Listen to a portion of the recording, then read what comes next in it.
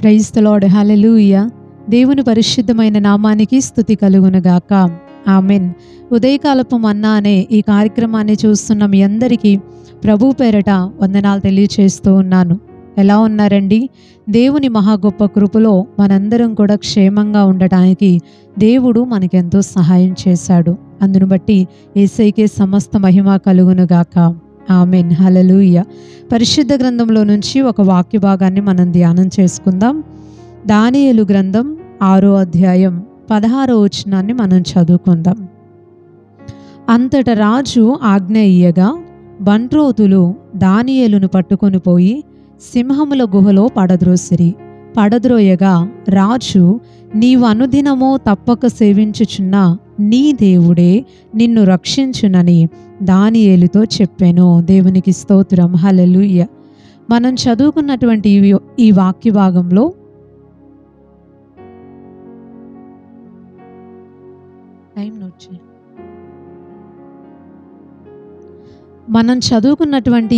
భాగంలో రాజు అయినటువంటి దర్యావేషు దానియేలుతో చెప్తున్నటువంటి ఒక మాట మనకి ఇక్కడ కనిపిస్తోంది.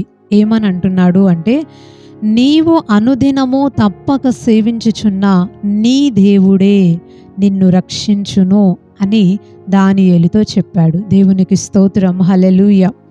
ఒక అన్యజనుడైనటువంటి దర్యావేషు రాజు దానియేలు అనబడినటువంటి ఒక భక్తిపరునితో సింహాల బోన్లో అతను పడవేయబడినప్పుడు చెప్తున్నటువంటి అమూల్యమైనటువంటి మాట, అనుదినము తప్పక సేవించుచున్న నీ దేవుడే నిన్ను రక్షిస్తాడు అని. హల్లెలూయా.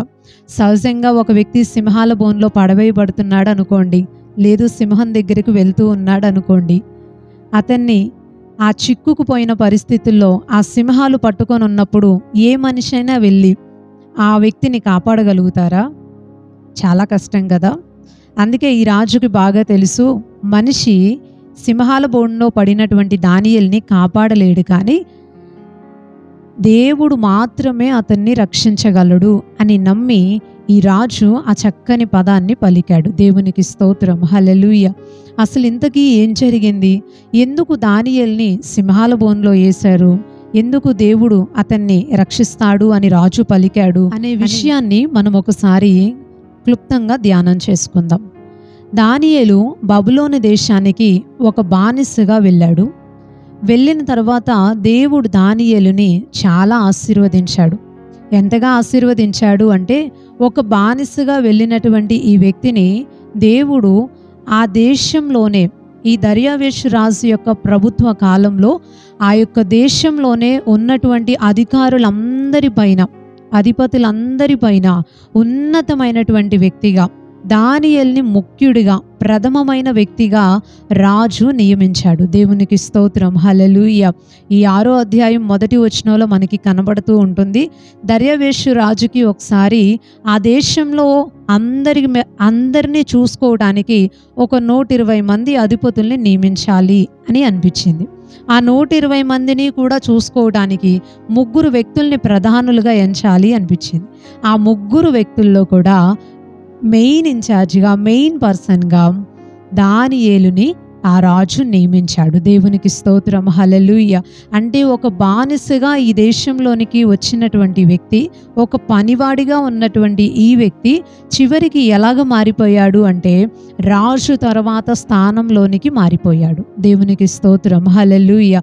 అయితే ఎప్పుడైనా చూడండి, వేరొక వ్యక్తి మన ప్రాంతాల్లోనికి వచ్చి ఉన్నతంగా వెళ్తున్నాడు, ఆశీర్వదించబడుతున్నాడు అంటే మనకి ఎలా ఉంటుంది అంటే, అదొక రకమైన ఫీల్ వస్తుంది, అసూయ కలుగుతూ ఉంటుంది కదండి. చాలా మందిని మనం గమనించినప్పుడు ఈ రోజుల్లో అసూయ అనేది చాలా మంది హృదయాల్లోనికి వచ్చేసి చాలా చోటు చేసుకుంది. ఎన్నో గొడవలకి, ఎంతో మంది మధ్య అసమాధానానికి, అక్క చెల్లెళ్ళు, అన్నదమ్ముళ్ళు, ఈరోజు ఒక తల్లి కడుపున పుట్టినటువంటి వ్యక్తులు కూడా సఖ్యత లేకుండా, ఐక్యత లేకుండా, గొడవలతో, ఇబ్బందులతో దూరంగా ఉండటానికి మెయిన్ రీజన్ ఏంటి అంటే అసూయ. ఇది ఎక్కువగా కనపడుతుంది. ఒకళ్ళు దీవించబడితే, ఒకళ్ళు కష్టపడి డబ్బుల్ని సంపాదించుకుంటే, ఒకళ్ళు ఒక ఉన్నతమైన స్థితిలోనికి వస్తే ఇంకొకరు చూసి ఓర్చుకోలేరు, ఆనందపడలేరు. ఖచ్చితంగా అసూయతో లేనిపోని మాటలు చెప్పటం, అలా ఇలా మాట్లాడుకొని ఎంతోమంది వారి మధ్య ఉన్న ప్రేమాభిమానాల్ని, ఐక్యతల్ని చాలా దూరం చేసుకుంటా ఉన్నారు. మనకి సమాజంలో కనబడుతున్నటువంటి విషయమే. అయితే ఈ దానియేలు కూడా ఎక్కడి నుంచో వచ్చాడు. ఇక్కడికొచ్చి మన దేశంలో మనందరి పైన ఆయన అధిపతిగా ఉండటం ఏంటి, ఆయన అధికారంలో ఉండటం ఏంటి అని అక్కడున్నటువంటి అధిపతులందరికీ కూడా ఒక రకమైన అసూయ మనసులోకి వచ్చేసింది. ఎలాగైనా సరే ఈ దానియేలు మీద ఒక తప్పు మోపాలి, ఒక నింద మోపాలి. ఇతడు రాజ్యంలో పరిపాలన విషయంలో ఈ అధికారంలో ఉండటానికి సరిపడని వ్యక్తి అని రాజుకు అర్థమయ్యేలాగా చేయాలి అని కుట్ర పన్నటం ప్రారంభించారు. ఎప్పుడైతే ఈ ఆలోచన చేశారో ఇక వెతకట్టున్నారు. ఏమన్నా తప్పు కనిపిస్తుందేమో, ఎక్కడైనా మిస్టేక్ చేస్తాడేమో, ఎక్కడైనా పొరపాటు చేస్తాడేమో, దాన్ని తీసుకొచ్చి రాజుకు చెప్పాలి అని శత ప్రయత్నాలు చేశారు. కానీ దానియేలు ఎలాంటి వ్యక్తి అంటే నమ్మకస్తుడు, దేవుణ్ణి కలిగిన వ్యక్తి కదండి, వాక్యానుసారంగా జీవించే వ్యక్తి కదా. దానియేలులో ఏ తప్పు కూడా వాళ్ళు కనుక్కోలేకపోయారు. నమ్మకస్తుడు కాబట్టి, నీతిమంతుడు, పరిశుద్ధుడు కాబట్టి అతనిలో ఏ తప్పు కనపడలేదు. కొద్ది రోజులు చూశారు, ఇంకా అతనిలో ఏ తప్పు కనిపించట్లేదు కదా అని చెప్పి ఇంకొక దిశగా ఆలోచన చేశారు. ఏంటి ఆలోచన అంటే, దానియేలుకి ఒక అలవాటు ఉంది. ప్రతిరోజు కూడా రోజుకి ముమ్మారు మోకాళ్ళేసి యెరూషలేము తట్టు కిటికీలు తెరిచి మోకాళ్ళేసి దేవుని సన్నిధిలో ప్రార్థించి ప్రభువుని ఆరాధించుకునేటటువంటి ఒక గొప్ప అలవాటు దానియేలుకుంది. అది గమనించినటువంటి ఈ వ్యక్తులు ఎలాగైనా సరే ఇతని మీద నింద మోపాలి, విడిగా ఎంత వెతికినా అతని మీద నింద మోపటానికి ఏ కారణము దొరకట్లేదు. ఇలా అయినా సరే దేవుని పరంగా అయినా, దేవుని విషయంలో అయినా ఒక నింద ఏదన్నా మోపాలి, రాజు శిక్షించే విధానంలోనికి మనం సమస్యను తీసుకురావాలి అని చెప్పి చాలా ప్రయత్నాలు చేశాడు. అయితే ఆ అధిపతులందరూ కలిసి చివరికి ఆలోచించిన విషయం ఏంటో తెలుసా? రాజు దగ్గరికి మెల్లగా వచ్చి రాజుతో చెప్పారు, అయ్యా, మేమందరం కలిసి ఒక ఆలోచన చేసాం, అది మీకు చెప్పాలనుకుంటున్నాం. ఏంటది అంటే, ఒక 30 రోజుల పాటు మన దేశంలో ఉన్నటువంటి ఏ వ్యక్తి కూడా ఏ దేవుళ్ళని ఆరాధించకూడదు, ఎవరికి పూజ చేయకూడదు, ఎవరిని సేవించకూడదు, ఎవరికి ప్రార్థన చేయకూడదు. వాళ్ళు నిన్నే ప్రార్థించుకోవాలి. వాళ్ళకి ఏ అవసరం వచ్చినా, వారికి ఏ ఇబ్బంది వచ్చినా, ఏ కష్టం వచ్చినా నీ దగ్గరికే వచ్చి నీతోనే చెప్పుకోవాలి. అంటే ఇక అందరూ దేవుళ్ళను వదిలిపెట్టేసి ఇక నిన్నే మెయిన్గా చేసుకోవాలి. మాకు ఈ ఒక ఆశ కలిగింది, ఈ ఆలోచన కలిగింది. మీరేం చేస్తారంటే, మీకు ఇది ఇష్టమైతే దీన్ని మీరు మన దేశం అంతటా ప్రకటన చేయండి. అందరూ 30 రోజులు మీ దగ్గరికి వచ్చి మొరపెట్టుకుంటారంటే రాజు కూడా ఆనందపడిపోయి, నన్ను ఉన్నతంగా భావించుకొని అందరూ నా దగ్గరకు వచ్చి మొరపెట్టుకుంటాం మంచి విషయమే కదా అని ఆనందపడ్డాడు. కానీ తర్వాత వీటి వెనక ఉన్నటువంటి కుట్రను రాజు కూడా గ్రహించలేకపోయాడు. అప్పుడు వెంటనే సరేనని సంతోషంతో రాజు శాసనం రాసి సంతకం చేసి దేశమంతటా ప్రకటన చేశారు. ఈ 30 రోజులు రాజునే ఆరాధించుకోవాలి, రాజుకే ప్రార్థన చేసుకోవాలి. ఎవ్వరూ వేరే దేవుళ్ళకి, ఎవరి దేవుళ్ళకి ప్రార్థన చేసుకోకూడదు, ఆరాధించుకోకూడదు, సేవించకూడదు, ఏ పని చేయకూడదు. ఇంకా రాజుకే చెయ్యాలి చేసేదంతా కూడా. ఒకవేళ ఎవరైనా ఈ ఆజ్ఞను మీరి కనుక వారి దేవుళ్ళకి ఆరాధన చేసుకున్నా, ప్రార్థన చేసుకున్నా, సేవించుకున్నా వారిని తీసుకెళ్లి సింహాల బోన్లో వేస్తారు. ఇది శిక్ష, పనిష్మెంట్ అన్నమాట. ఈ రీతిగా శాసనం సంతకం చేయబడి మొత్తం ప్రకటన చేయబడిన తర్వాత దానియేలుకి ఎంత ఇబ్బంది కలిగినా సరే ప్రార్థన చేయటం మాత్రం మానే వ్యక్తి కాదు ఆ వ్యక్తి. ఈ శాసనం సంతకం చేయబడింది, శిక్ష వేస్తారు, ప్రభువుని ప్రార్థించకూడదు అని తెలిసినా సరే యథాప్రకారముగా తన ఇంటికి వెళ్ళి పైగది కిటికీలు ఓపెన్ చేసుకొని యెరూషలేము తట్టు మోకాళ్ళేసి ప్రతిరోజు ముమ్మారు ఎలా అయితే ప్రార్థన చేసుకునేవాడో సేమ్ అదే విధానంలో ప్రార్థన చేసుకోవటం మొదలుపెట్టాడు. దేవునికి స్తోత్రం, హల్లెలూయా. ఇట్టి శాసనం సంతకం చేయబడిందని తెలిసినా సరే అతడు ప్రార్థించడం మాత్రం మానుకోలేదు. మోకాళ్ళేశాడు, ప్రార్థన చేస్తున్నాడు. వీళ్ళందరి ప్లాన్ అదే కదా. వచ్చారు, చూశారు, రాజు దగ్గరికి వెళ్ళి విషయం చెప్పారు. రాజా, నువ్వు ఇలా చేసావు, కానీ నీ ఆజ్ఞని పాటించకుండా దానియేలు వాళ్ళ దేవుడికి ప్రార్థన చేసుకుంటున్నాడు, రండి చూద్దురుగానని చూపించారు. ఇక రాజు కూడా ఒకసారి శాసనం రాయబడిన తర్వాత, సంతకం చేయబడిన తర్వాత రాజు కూడా దాన్ని తిరగ రాసే శక్తి రాజుకు కూడా ఉండదు. అయితే ఎప్పుడైతే ఈ విషయాన్ని రాజు తెలుసుకున్నాడో వెంటనే అతని హృదయం అంతా భారంగా మారిపోయింది. ఏమీ చేయలేడు. దానియేలుని కాపాడే శక్తి లేదు. ఎందుకంటే శాసనం రాసేశారు, సంతకం పెట్టేశారు కాబట్టి ఒక్కసారి ప్రకటించబడిన వార్త అది 30 రోజులకి ఇంక నెరవేర్చబడాల్సిందే తప్ప దాన్ని తిరిగి రాసే శక్తి వద్దు అనేది మాట అసలు ఉండనే ఉండదు. రాజుకి ఏం చేయాలో అర్థం కాలేదు. అప్పుడు అర్థమైంది వీళ్ళ ప్లాన్. దానియేలు మీద అసూయతో వీరు ఈ కుట్రను పన్నారు. కానీ ఇప్పుడు ఏం చేయాలి? ఎలా కాపాడాలి దానియేలుని? ఎలా రక్షించాలి? నేనేమీ చేయలేను. ఏ మనిషి ఇంకా దానియేలుని కాపాడలేడు. దానియేలు మంచివాడు, నమ్మకస్తుడు. అందుకే నేను ఉన్నతంగా అతనికి మంచి అధికారంలో పెట్టాను. కానీ ఈ విషయంలో నేను ఆలోచించక సంతకం చేసేసానని చాలా బాధపడి సరే ఆజ్ఞ ప్రకారం కానించండి అంటే వెంటనే బంట్రోతులకి రాజు ఆజ్ఞ ఇవ్వంగానే దానియేలుని తీసుకెళ్లి సింహాల గుహలో పడేశారు. ఎప్పుడైతే ఆ సింహాల గుహలో పడేశారో అప్పుడు రాజుకి ఏమి చేయాలో తెలియక అతనికి దానియేలు గురించి తెలిసిన విధానాన్ని బట్టి పలికిన మాట మనం చదువుకున్నాం. నీవు అనుదినము తప్పక సేవించుచున్న నీ దేవుడే నిన్ను రక్షిస్తాడు. దేవునికి స్తోత్రం, హల్లెలూయా. దానియేలు, నేనేమి చేయలేను, ప్రజలెవరు ఏమీ చేయలేరు, నువ్వు మంచివాడివే, నీ మీద ఏ ఇబ్బంది లేదు, అనవసరంగా ఈ కుట్ర నీ మీద పన్నారు, నేనుగా ఏమీ చేయలేను. కానీ నువ్వు ప్రతిరోజు దేవుణ్ణి సేవించుకుంటున్నావే, నువ్వు ప్రతిరోజు ప్రార్థన చేసుకుంటున్నావే, ప్రతిరోజు మానకుండా ప్రభువుని ఆరాధించుకుంటున్నావే, ఆ దేవుడే, ఆయన మాత్రమే నిన్ను రక్షిస్తాడు. దేవునికి స్తోత్రం, హల్లెలూయా. ఆయన మాత్రమే నిన్ను కాపాడుతాడు. మనుషులంగా మనం ఒకసారి ఆలోచిస్తే అండి, సింహాల బోన్లో వేయబడినటువంటి ఒక వ్యక్తి సింహం దగ్గరికి వెళ్ళాడు అంటే అతడు కాపాడబడటం అనేది అసాధ్యమైనటువంటి విషయం. ఈ రోజుల్లో మనం చాలా న్యూస్లు వింటూ ఉంటాం. కొంతమంది రీల్స్ కోసం అని చెప్పి సింహంతో సెల్ఫీలు దిగటం, వీడియోస్ తీసుకోవడం చేస్తున్నప్పుడు అది గబక్కన ఆ మనిషిని లాగేసుకున్నట్టుగా, ఆ వ్యక్తిని ఎవరూ కాపాడలేక ఆ వ్యక్తి చనిపోయినట్టుగా మనం చాలా న్యూస్లు వింటూ ఉంటాం. అంటే ఒక వ్యక్తి ఆ యొక్క జంతువు దగ్గరికి వెళ్ళినప్పుడు, ఆ సింహం దగ్గరికి వెళ్ళినప్పుడు ఆ మనిషిని అది ప్రాణాలతో ఉండనివ్వదు. అది అసాధ్యకరమైన విషయం. కానీ ఈ దర్యావేషు రాజుకి ఎంత విశ్వాసం అండి, ఎంత నమ్మకం దేవుని పైన కానీ దానియేలు పైన కానీ. చెప్తున్నాడు ఆయన, సింహాల బోన్లు, ఒక్క సింహం కాదు, చాలా సింహాలు ఉన్నాయి. ఆ బోన్లో అతడు పడవేయబడిన తర్వాత కూడా నువ్వు ప్రతిరోజు ప్రార్థించుకుంటున్నావే, ప్రతిరోజు ప్రభువుని వెంబడిస్తున్నావు కదా, ప్రతిరోజు ఆయన అడుగుజాడల్లో నడుచుకుంటున్నావు కదా, ఆ దేవుడే నిన్ను రక్షిస్తాడు.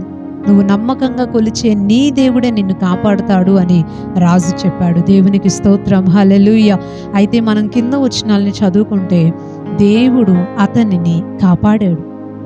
సింహాలకి దేవుడు ఆజ్ఞ ఇస్తే, దేవుడు తన దూతను పంపించి ఆజ్ఞ ఇస్తే అవన్నీ కూడా ఆ రోజు ఫాస్టింగ్ అన్నమాట, మౌనంగా ఉండిపోయాయి, ఉపవాసంలో ఉండిపోయాయి. అవి కూడా దానియేలుతో పాటు కూర్చొని ఆ రాత్రి అంతా ప్రార్థన చేసి ఉంటాయి దేవునికి. ఎందుకనంటే సృష్టికర్తని అవి గుర్తిస్తాయి కదా, అవి గుర్తించి దేవుని మాటకి లోబడి అవన్నీ కూడా చక్కగా మౌనంగా ఉండిపోయాయి. ఉపవాసం ఉండి దానియేలుకి ఏ కీడు, ఏ హాని తలపెట్టకుండా అవన్నీ కూడా చాలా చక్కగా మౌనంగా ఉండిపోయాయి. ప్రతిరోజు సేవిస్తున్నటువంటి దానియేలు యొక్క దేవుడే అతన్ని కాపాడాడు. దేవునికి స్తోత్రం, హల్లెలూయా. అయితే ఈ కింద వచనాలు 20 వచనంలో కూడా ఉంటుంది. పొద్దున్నే వచ్చాడు రాజు, మనసంతా కలవరం అయిపోయింది, రాత్రంతా నిద్ర లేదు, అన్నపానాలు లేవు. అక్కడ ఆనందపరిచే వ్యక్తులు వచ్చారు, అయినా సరే ఆ ఎంటర్టైన్మెంట్స్ ఏమీ తీసుకోలేదు, కలవరంతో ఉన్నాడు. పొద్దున్నే తెల్లారుతూ ఉండగానే గుహ దగ్గరకు వచ్చి మాట్లాడుతున్నాడు. జీవము గల దేవుని సేవకుడు అయిన దానియేలు, ప్రతిరోజు నీవు సేవిస్తున్నావే, నీ దేవుడు నిన్ను రక్షించగలిగాడా? నీ దేవుడు నిన్ను కాపాడగలిగాడా? నీ దేవుడు నీకు సహాయం చేయగలిగాడా అని ఆయన దుఃఖ స్వరంతో అడిగినప్పుడు దానియేలు చెప్పాడు, రాజు చిరకాలము జీవించునుగాక. నేను నా దేవుని దృష్టికి నిర్దోషిగా కనిపించాను కాబట్టి ఆయన సింహాల నోళ్లను మూయించి నన్ను కాపాడాడు. దేవునికి స్తోత్రం, హల్లెలూయా.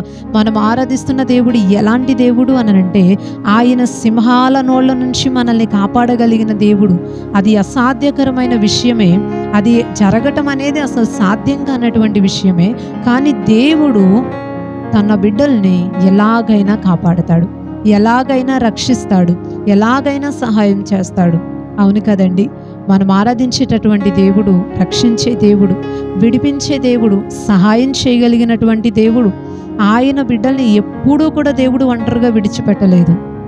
బాధతో ఉంటే, ఏడుస్తూ ఉంటే, కృంగిపోతూ ఉంటే, శ్రమలతో ఇబ్బంది పడిపోతూ ఉంటే దేవుడు ఏనాడు కూడా చేయి విడిచిపెట్టలేదు. అసాధ్యమైనటువంటి విషయాలు, మనుషులకి సాధ్యం కానటువంటి పరిస్థితుల్ని కూడా సాధ్యపరిచేటటువంటి సమర్థుడు మనం ఆరాధించే ప్రభు అయిన యేసుక్రీస్తు వారు. దేవునికి స్తోత్రం, హల్లెలూయా. ఆయన కాపాడుతాడు, ఆయన రక్షిస్తాడు. దానియేలుని సింహాల నుంచి కాపాడగలిగిన దేవుడు ఈరోజు మనకి కలిగిన చిన్న చిన్న శ్రమల నుంచి కాపాడలేడంటాడా? ఈరోజు మనకు కలిగి ఇబ్బందిగా భావిస్తున్నామే, మనము కృంగిపోవటానికి ఒకటి సమస్యగా మారిపోయిందే, మనము దిగులుతో ఉండటానికి ఒకటి కారణంగా నిలిచిపోయిందే, వాటన్నిటి నుంచి దేవుడు మనల్ని తప్పించలేడా? వాటన్నిటి నుంచి దేవుడు మనల్ని విడిపించలేడా? వాటన్నిటి విషయంలో దేవుడు సహాయం చేయలేడా? అయ్యో జరగదే, ఇది సాధ్యం కాదే అని మనకు అనిపిస్తున్నాయి కూడా దేవుడు సాధ్యపరచడానికి సమర్థుడు. సింహాల నుంచి మనిషి విడిపించబడినప్పుడు మనకున్న శ్రమల నుంచి, మనకున్న చిన్న చిన్న కష్టాల నుంచి, మనం ఈరోజు భారంగా, బాధగా, ఇబ్బందిగా భావిస్తున్నటువంటి విషయాలను గురించి దేవుడు తప్పించలేడా? తప్పకుండా తప్పిస్తాడు. అయితే దేవుడు దానియేలుని కాపాడటం వెనక అతడు చేసిన పని ఏంటో తెలుసా? ప్రతిరోజు మానకుండా తప్పక దేవుణ్ణి సేవించాడట. దేవునికి స్తోత్రం, హల్లెలూయా. దేవుణ్ణి సేవించటం అంటే ఆయన్ని వెంబడించటం, ఆయన అడుగుజాడల్లో నడుచుకోవటం, ఆయనకి ప్రార్థించటం, ఆరాధించటం, ఆయనకి దగ్గరగా నడుచుకోవటం, ఆయనకి ఇష్టంగా బ్రతకటం. ఇలా చేస్తే తప్పకుండా దేవుడు మన ప్రతి విషయంలో సహాయం చేస్తాడు. మరి ఈరోజు మనం ప్రభువుని తప్పక సేవిస్తున్నామా? తప్పక సేవిస్తున్నామా? దీనికి దానికి చాలా తేడా ఉంది. ఎందుకని అంటే తప్పక అంటే మానక సేవిస్తున్నామా, లేకపోతే తప్పదు కాబట్టి సేవిస్తున్నామా? అబ్బా ప్రార్థించాలి, తప్పదు, ఇంక ఇది తప్ప, ఆయన తప్ప ఇంకేం చేయలేడు. భారంతో ప్రార్థించటానికి, ఆశతో ప్రార్థించటానికి చాలా వ్యత్యాసం ఉంటుంది. మన జీవితంలో దేవుణ్ణి ఆరాధించే విషయంలో, సేవించే విషయంలో, ఆయన సన్నిధిని గడిపే విషయంలో, ఆయన సహాయాన్ని కోరే విషయంలో, ఆయన అడుగుజాడల్లో ఇష్టపూర్వకంగా సంతోషంగా మనం నడుచుకోగలిగితే, సంతోషంగా దేవుడు కోరుకున్నట్టుగా ఉండగలిగితే, ప్రార్థించగలిగితే, సేవించగలిగితే తప్పకుండా దేవుడు సింహాల బోను లాంటి శ్రమల నుంచి, ఇబ్బందుల నుంచి, బాధల నుంచి, అసాధ్యకరమైన విషయాల నుంచి దేవుడు విడిపిస్తాడు. తప్పకుండా ప్రతి విషయంలో సహాయం చేస్తాడు. మానక ప్రభువుని సేవించండి, ఆయనతో ఉండండి. ఏ ఇబ్బంది మన జీవితంలోకి వచ్చినా ప్రభు ఉన్నాడు, సహాయం చేస్తాడని ధైర్యంతో మనం ముందుకు కొనసాగిపోతే దేవుడే ప్రతి విషయంలో పూచి తీసుకుంటాడు, మనకెంతో సహాయం చేస్తాడు. ఈ కొద్ది మాటలు దేవుడు దీవించునుగాక. ఆమేన్. ఒక చిన్న ప్రార్థన మనం చేసుకుందాం. పరిశుద్ధుడు అయిన తండ్రి, ప్రేమ కలిగిన ప్రభువా, ఈ ఉదయకాలాన్ని బట్టి మిమ్మల్ని స్తుతిస్తూ ఉన్నాం తండ్రి. ఈ మంచి సమయంలో విలువైన నీ మాటలను మేము మాట్లాడుకున్నాం. ఒక బానిసగా ఉన్నటువంటి వ్యక్తిని నీవు ఉన్నతంగా దీవించావు. ప్రజలు అసూయపడి ఇబ్బంది కలుగచేసినప్పటికీ, సింహాల బోనులో నుంచి ఆ వ్యక్తి కాపాడబడటం అసాధ్యమైనప్పటికీ కూడా అనుదినము అతడు నిన్ను సేవించటాన్ని బట్టి, ఆ శక్తితో నీ సన్నిధిని గడపటాన్ని బట్టి, మానక నీ సన్నిధిలో సంతోషంగా ఉండటాన్ని బట్టి, నీ అడుగుజాడల్లో నడుచుకోవటాన్ని బట్టి దానియేలుని నీవు కాపాడి సజీవుడిగా ఉంచి ఈరోజు మా అందరికీ ఒక మాదిరిగా చేసి మేము మాట్లాడుకొని సంతోషించడానికి కారణమైనందుకు నీకు స్తోత్రాలయ్యా. మా జీవితాల్లో కలుగుతున్నటువంటి ఇబ్బందికరమైన ప్రతి పరిస్థితి నుంచి కూడా ప్రజలందరినీ మీరు కాపాడండి. మీరు విడిపించటానికి, రక్షించటానికి సమర్థుడు అని, మీకు అసాధ్యమైనది ఏదీ లేదు అని, మనుషులకి సాధ్యం కాని అనేకమైన కార్యాలని చేయటానికి నీవు సమర్థుడు అని నీ లేఖనాల్లో నుంచి మాట్లాడినందుకు వందనాలు. ఎంతమంది అయితే ఈ మాటల్ని విని స్వీకరించి అంగీకరించి ప్రతిరోజు మీతో మేము మీ అడుగుజాడల్లో నడుచుకుంటామయ్యా, మాకు మీరు హెల్ప్ చేయండి, సహాయపడండి అని ఆశతో ప్రార్థించుకుంటున్నారు, వారందరికీ కూడా నీ సహాయాన్ని అనుగ్రహించి ముందుకి నడిపించమని కోరుకుంటూ ఈ రోజంతా మీ ద్వారా కలిగే క్షేమము, కాపుదల, ఆదరణ, నెమ్మది, సమాధానాలు, సంతోషాలు ప్రతి ఒక్కరికి సంపూర్ణంగా అనుగ్రహించబడును గాక అని ప్రార్థిస్తూ నజరేయుడును శక్తి కలిగిన యేసుక్రీస్తు వారి శ్రేష్టమైన నామంలో ఈ ప్రార్థన అడిగి వేడుకుంటున్నాం పరమ తండ్రి. Amen, amen. అందరికీ ప్రైస్తులోడండి. మరలా తిరిగి రేపు ఉదయకాల సమయం ఉదయకాలపు మన్నానే ఇదే కార్యక్రమంలో పాల్గొని దేవుని మాటలు విని దీవించబడదాం. అప్పుడు వరకు దేవుని యొక్క మహా గొప్ప కృప మనందరికీ తోడై ఉండును గాక. ఆమెన్. Praise lord.